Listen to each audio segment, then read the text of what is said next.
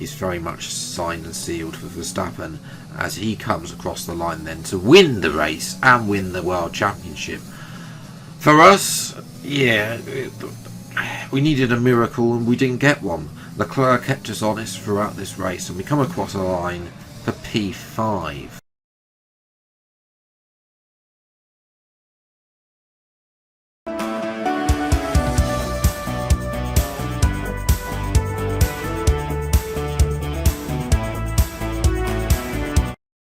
Well, hello everyone and welcome back to another video of the F1 2021 Driver Career Mode for the pre-season episode today of Season 5.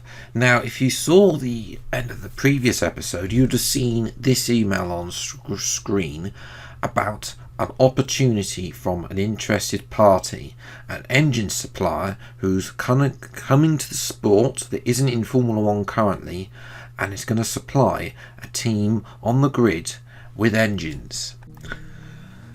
Now that engine manufacturer turned out to be BMW. Yes, it's been a long time since BMW returned. They were been in Formula 1 because they were partnered with Williams and then Sauber later in their career.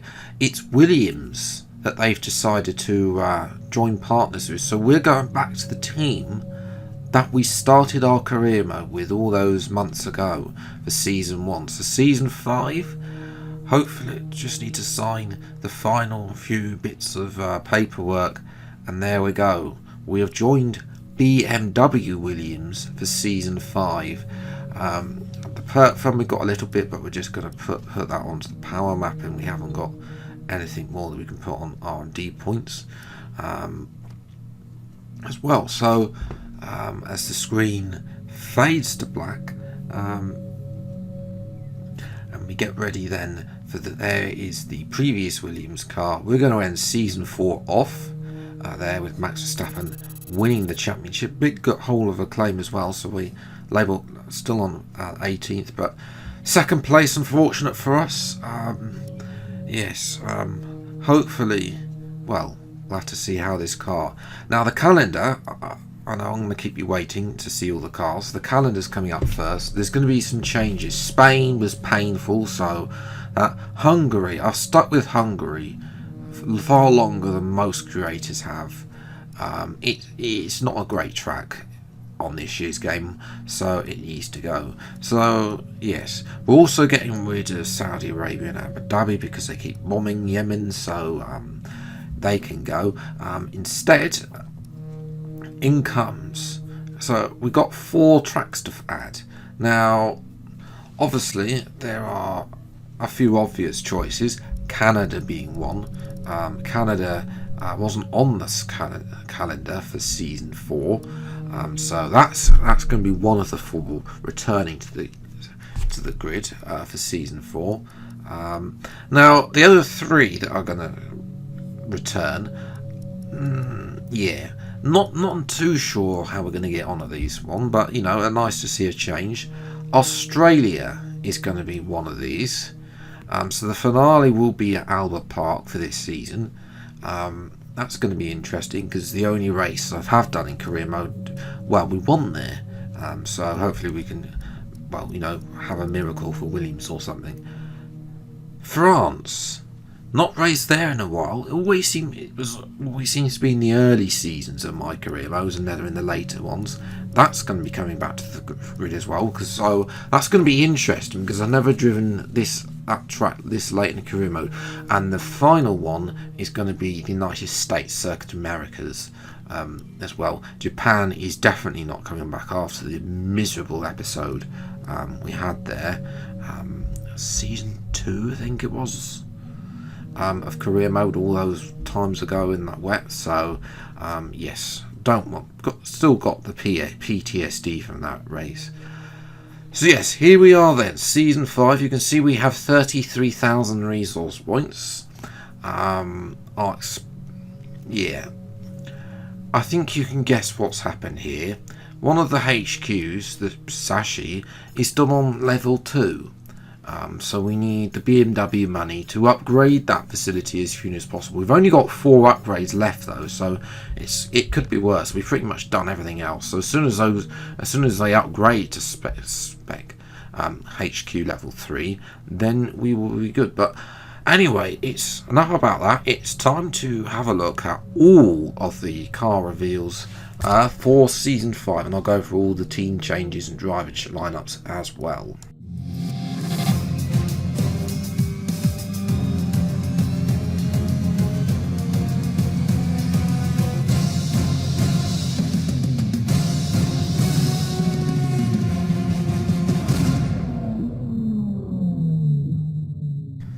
So I'm going to start with Red Bull. Now, Red Bull obviously got the reigning world champion Max Verstappen, and alongside him remains Lance Stroll. But there's been big changes at Red Bull behind the scenes, because Red Bull are no longer owned by Red Bull. They've sold the entire team, yes, the entire team, to Lawrence Stroll, who now owns the team. This upset Porsche. Red Bull still have a a title sponsorship with the team, hence why the team is Red Bull along with Cognizant as well. So yes, we got yellow back on the car for the first time since Season 2. Obviously Max Verstappen carrying his number 1 number as he does in real life, but we've also got interesting livery because it's a sort of a clash between with the ball in black rather than red, and to give it a more emphasis there. The blue has also been recoloured to be more like their original navy blue as well. So, you know, this is the confidence of a team that is the reigning drivers champions, and they've got the confidence now with the money of Lawrence Stroll to take that one extra step and also move forwards. Obviously, this upset Porsche, who are also looking to buy Red Bull, will come back to Porsche because obviously they still have a contract now.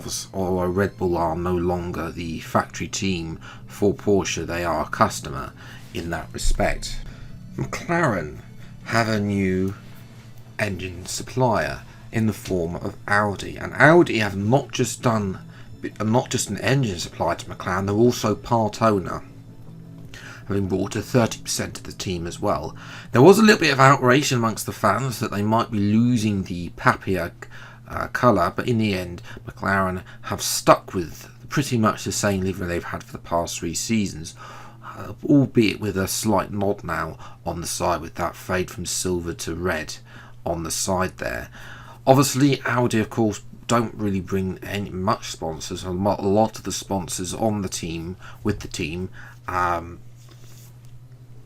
are pretty much from McLaren, but of course they don't need that because obviously their lineup is one of the strongest on the grid. They retained Daniel Ricciardo, who after sitting out the first half of the last season actually had a very good end to the season, and is joined by another man who had a good end to the season and is upset Porsche as well, Pierre Gasly. Gasly left AlphaTauri late in the day, and it was almost time for pre-season by the time he'd signed on the dotted line for McLaren. So Gasly replaces me at McLaren. We'll have to wait and see. Obviously they do have the fastest car on paper, but whether or not they can stay there with Red Bull probably still got upgrades to come. So obviously this left AlphaTauri in a little bit of a lurch. They were driver short, despite the fact that they had made their intentions clear early. Red Bull sold 50% stake in AlphaTauri to Porsche. AlphaTauri, of course, now the factory team for Porsche as well. Unfortunately, with Gasly moving so late in the day, pretty much there was nobody else left. So they've signed a man who was originally their test driver in Season 4, Callum Ilott, joins Sonoda. Whether or not Ilott will be able to make that step up, obviously, of course, the man is a former F2 runner-up. We'll have to wait and see. They've got this half and half livery, half AlphaTauri, half Porsche going on as well. It's also very lucrative being Porsche, because obviously Porsche have brought all their associated sponsors, including Vodafone, which is a big sponsor for now for AlphaTauri, as well. So I have to wait, and obviously it's only a small presence for Vodafone at this moment in time, but if Vodafone like what they see in the team, then they might step up their sponsorship in the team as well. We'll have to wait and see about that. So sort of half and half livery for AlphaTauri and Porsche. Obviously they went from being the third slowest team to being the third fastest team, so that's why Porsche, although they're upset that they haven't been able to purchase Red Bull, aren't so, and also Gasly has departed, they aren't so upset that they've been able to purchase a good car in the form of AlphaTauri. Ferrari are next, and I'm not going to be honest, not a lot's changed at Ferrari. They've still got the same driver lineup that they've had for all 5 seasons in form of Charles Leclerc and Carlos Sainz. The big thing for Ferrari is that they were looking so good at the end of season 3, like they were winning races as well. Both Sainz and Leclerc, I think, both won races back then. But it has been a typical time. Season 4, no race wins, and they have struggled and been fighting more Alpine than McLaren and Red Bull, really. And even AlphaTauri, they actually lost out in the end. They were that bad at the end of last season. Can they have a resurgence? We'll have to wait and see. As well, obviously they've gained a few real life sponsors as well. You'll notice Hoodlock though are a big sponsor as well, along with Santander, who remain the title sponsor of the team. Obviously though, they want to push to be title contenders, which at this moment in time the car's not there, so they need to. There's a lot of work for this Scuderia to do if they want to be back on that top step of the podium. Now to Alpine, or rather Renault, I should say. Alpine are no longer on the grid for season 5, and they've gone back to being Renault for season 5. Rossi was considered by the Renault Group board as a failure to be able to drive both sales of their Alpine car, and also in terms of being able to get the team up the grid after lackluster results in recent seasons. So yes, Renault have obviously taken charge, and they've gone back to a typical black and yellow livery as well. Not a lot has changed for Renault in terms of their sponsors. It's the big thing is obviously the change in name. In terms of their drivers, they retain the ever-aging Fernando Alonso, who still hasn't retired, alongside Esteban Ocon, neither of which have been able to really push for those spots in the top 10. Whether or not Alpine will be able to upgrade towards the top 10 and be, well, not just consistent point scorers, which they've been there or thereabouts consistently, but they need to start scoring bigger points as well. And podiums, of course, will be an eventual target for Renault, should they want to do. Obviously, all the old people that were associated with Renault have come back. The likes of Cyril Abiteboul and Alain Prost have been brought back to the team to try and resurge those days of 2020 when they got podiums. Now, the big change at Mercedes is the departure of their title sponsor, Team Viewer. So they don't actually have a title sponsor. They do have a few big sponsors in the form of Marriott, who have stepped up, and Tommy Hilfiger, but yes, obviously the fact of the matter is they still got AMG big on that rear wing, and Quadrant also, even though they have a small sponsorship in Mercedes, has still got a big logo on the side for them. Obviously, they haven't been able to attract the sponsors they wanted due to their position on the grid, but only it's a matter of time before both Lando Norris and Lewis Hamilton drag that car up back to winning ways as they continue to upgrade back to the top step of the podium. Aston Martin have another round of new owners. This time it's a British-led consortium, so you'll notice some more British-based sponsors in the form of British Airways. They pinched Tag Heuer as well from Red Bull as well.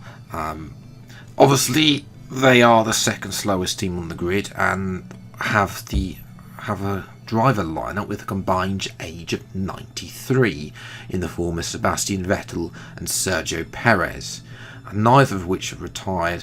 The team doesn't look good for the future, and there's already rumours that the team could be set to withdraw should they be unable to upgrade the team and start climbing back up the grid again, back to where they were at the heights of season 1 and the early parts of season 2 when they were scoring podiums.